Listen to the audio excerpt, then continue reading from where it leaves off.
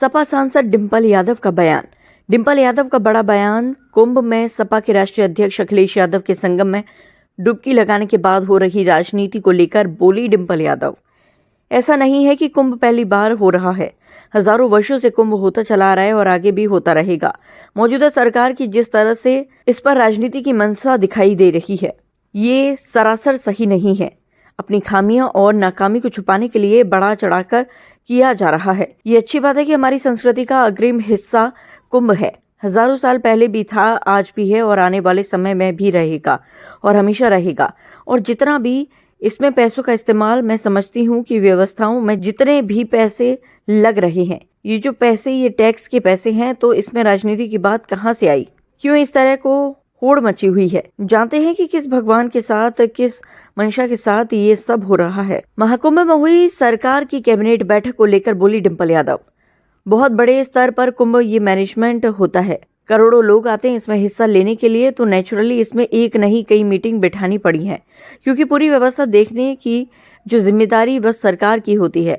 UCC पर बोली सपा सांसद डिंपल यादव। क्योंकि भाजपा का जनाधार लगातार घट रहा है और जितने भी इलेक्शन अभी तक हुए और रिजल्ट रहा है, तो कहीं ना कहीं भाजपा का नुकसान हुआ है और ये बात वह समझ रहे हैं। तो इस वजह से वह इस तरह के मुद्दे लेकर आ रहे हैं कि उनका जनाधार जो घट रहा है उसको घटने ना दे। दिल्ली में होने वाले विधानसभा चुनाव को लेकर बोली डिंपल यादव, आप जो पार्टी है पूर्ण बहुमत के साथ दिल्ली में सरकार बनाने जा रही है, क्योंकि ग्राउंड लेवल में हम लोग भी काफी लोगों के संपर्क में है और पूर्ण बहुमत अरविंद केजरीवाल जी को मिल रहा है। अखिलेश यादव द्वारा मुख्यमंत्री योगी आदित्यनाथ को मथुरा और गोमती नदी का पानी पीने के दिए गए चैलेंज को लेकर बोली डिंपल यादव। अगर आप देखेंगे लखनऊ में आकर के गोमती नदी की जो हालत है, अगर इससे रूबरू होंगे तो हमें पता चलेगा कि किस तरह से भारतीय जनता पार्टी की सरकार काम कर रही है। गंगा की सफाई के लिए हो, चाहे गोमती की सफाई के लिए हो, चाहे यमुना की सफाई के लिए हो, और हजारों करोड़ों रुपए गंगा की सफाई के नाम पर ये सरकार चट कर गई। तो कहीं ना कहीं लोगों का ये प्रश्न चिन्ह उठना चाहिए कि माँ गंगा आज तक साफ क्यों नहीं हो पाई। पूरे देश प्रदेश में भ्रष्टाचार हो रहा है और जनता सब कुछ समझ रही है और जनता तैयार है इस बार भारतीय जनता पार्टी को उखाड़ने के लिए। अखिलेश यादव द्वारा कुंभ में लगाई गई डुबकी को राजनीतिक दबाव में डुबकी लगाई जाने के सवाल पर बोली डिंपल यादव, सबको अधिकार है, वह कहीं भी कभी भी जा सकता है, किसी भी मंदिर मस्जिद में दर्शन के लिए जा सकता है। और जो ये सवाल और प्रश्न चिन्ह उठाते हैं, तो मैं समझती हूँ कि जो हमारा अधिकार है उसका कहीं न कहीं हनन कर रहे हैं। मीडिया वालों पर सवाल उठाते हुए डिंपल यादव ने कहा, मीडिया वाले भी जो बार बार पूछते हैं कि आप कब जाएंगे, तो मैं समझती हूँ कि स्वतंत्रता होनी चाहिए लोगों के पास, क्योंकि स्वतंत्रता से ही शक्ति आती है और कहीं ना कहीं तो आप इस शक्ति को नष्ट ना करें। मिल्कीपुर उपचुनाव को लेकर बोली डिंपल यादव, 2024 के चुनाव में भी लोग कह रहे थे कि कमल का फूल खिलेगा 80 में से 80, 400 पार, तो क्या ऐसा कुछ हो पाया? मैं समझती हूँ कि समाजवादी पार्टी के सभी कार्यकर्ता मजबूती के साथ मिल्कीपुर चुनाव में लगे हुए हैं और परिणाम हमारे आशाजनक ही होंगे। जी, मैं अगर हम देखें तो ये कुंभ ऐसा तो नहीं है कि पहली बार हो रहा है। जाने कितने हजारों वर्ष पहले से कुंभ होता चला आया है और होता चला आएगा आगे भी। तो जिस तरह से मौजूदा सरकार इस पे राजनीति करने की जो पूरी इनकी जो मंशा दिखाई दे रही है, ये सरासर सही बात नहीं है। कहीं ना कहीं अपने खामियों को छुपाने के लिए, क्योंकि अगर आज हम देखें कि जो रोज़गार की जो व्यवस्था है और जहाँ सड़कें देखें, चाहे हम मंडी देखें, चाहे हम अपनी स्वास्थ्य सुविधाओं को देखें, मेडिकल कॉलेजेस देखें और हमारे CHCs देखें, PS जो हमारे जो प्राइमरी जो हेल्थ सर्विसेज है उनको देखें, तो कहीं ना कहीं पूरी व्यवस्था चरमराई हुई है। हमारे प्राइमरी स्कूल्स की जो व्यवस्था जो होनी चाहिए और जिस तरह से बजट पे लगातार कटौती कर रहे हैं ये लोग, तो कहीं ना कहीं अपनी नाकामियों को छुपाने के लिए इतना इसको बढ़ा चढ़ा के कहा जा रहा है। और ये अच्छी बात है कि हमारी संस्कृति का अग्रिम हिस्सा कुंभ है। पहले भी हजारों साल पहले था, आज भी है और आने वाले समय में भी रहेगा और ये हमेशा रहेगा। और जितना भी इसमें जो पैसों का जो इस्तेमाल हो रहा है, तो मैं समझती हूँ जितने भी इसमें पैसे लग रहे हैं व्यवस्थाओं को देखने के लिए, ये जो पैसे हैं, ये जो टैक्स के पैसे हैं, इससे ये हो रहा है सारा काम। तो इसमें राजनीति करने की बात कहाँ से आ गई?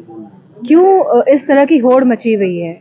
ये बात ऐसा तो नहीं कहेंगे समझ से परे है, क्योंकि हम जानते हैं कि क्या भावना के साथ और किस मंशा के साथ ये सब हो रहा है। अच्छा, धार्मिक स्थान में कुंभ में खासतौर से योगी ने कैबिनेट मीटिंग बैठाई, कैबिनेट किस तरह से देखनी है इस तरह की हमेशा क्योंकि बहुत बड़ी स्तर पे यह कुंभ का ये जो पूरा मैनेजमेंट होता है, बहुत करोड़ों लोग आते हैं इसमें हिस्सा लेने के लिए, तो नेचुरली इसमें एक मीटिंग नहीं कई मीटिंग्स बिठानी पड़ती है, क्योंकि पूरी व्यवस्था देखने का जो जिम्मेदारी है वो सरकार की होती है।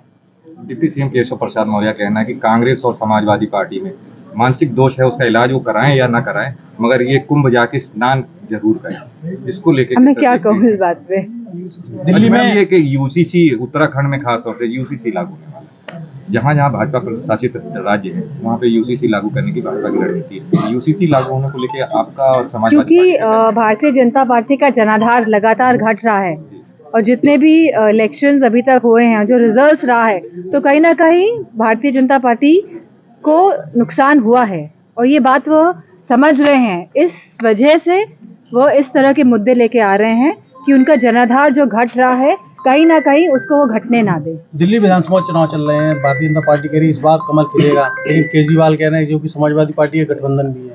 मैं समझ आप जो पार्टी है वो पूर्ण बहुमत के साथ दिल्ली में सरकार बनाने जा रही है, क्योंकि ग्राउंड लेवल में हम लोग भी काफ़ी लोगों के संपर्क में हैं, और पूर्ण बहुमत आपको और हमारे अरविंद केजरीवाल जी को मिल रहा है। अच्छा, योगी जी प्रचार में गए थे दिल्ली, वहाँ उन्होंने कहा केजरीवाल पे तंज कसा था, क्या यमुना जी में वो डुबकी लगा सकते हैं? उस पर अखिलेश यादव ने डिफेंड करते कहा है कि क्या योगी जी मथुरा के यमुना में या गोमती नगर में जाके पानी पी के अपना इस चैलेंज को स्वीकार कर सकते हैं क्या? अगर आप देखेंगे लखनऊ में आके गोमती की जो हालत है, अगर इससे रूबरू होंगे तो हमें पता चलेगा कि किस स्तर से भारतीय जनता पार्टी की सरकार काम कर रही है, गंगा की सफाई के लिए हो, चाहे गोमती की सफाई के लिए हो, चाहे यमुना की सफाई के लिए हो। और जहां करोड़ों रुपए, हजारों करोड़ रुपए गंगा की सफाई के नाम पे यह सरकार चट कर गई है, तो कहीं ना कहीं ये प्रश्न चिन्ह लोगों को उठाना चाहिए कि माँ गंगा आज तक साफ क्यों नहीं हो पाई थी। और जितने भी करप्शन इस सरकार में हो रहा है मौजूदा, और हम सब समझ रहे हैं कि किस तरह का करप्शन, पूरे भ्रष्टाचार पूरे उत्तर प्रदेश में हर लेवल पे चल रहा है, और ये जनता भी समझ रही है, ये बात समझ रही है कि करप्शन और भ्रष्टाचार लगातार उत्तर प्रदेश में बढ़ रहा है, और जनता तैयार है इस बार भारतीय जनता पार्टी को हटाने के लिए। एक आखिरी सवाल, अखिलेश यादव जी कुंभ नहा लिए, 11 डुबकी लगाई, उन्होंने बात की, लोग भी सवाल उठा रहे हैं क्या ये किसी तरह का राजनीतिक दबाव था या अपनी स्वेच्छा से कहते हैं या किसी आस्था से?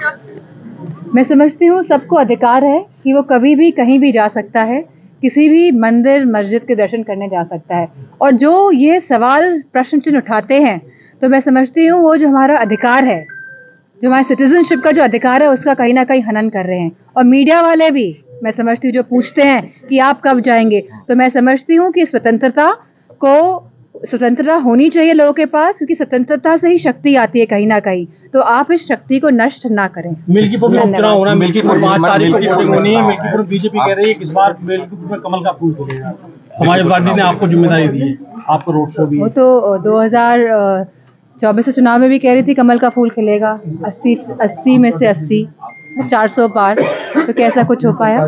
तो मैं समझती हूँ कि समाजवादी पार्टी के सभी कार्यकर्ता मजबूती के साथ मिल्कीपुर चुनाव में लगे हुए हैं, और परिणाम हमारे आशाजनक ही होंगे।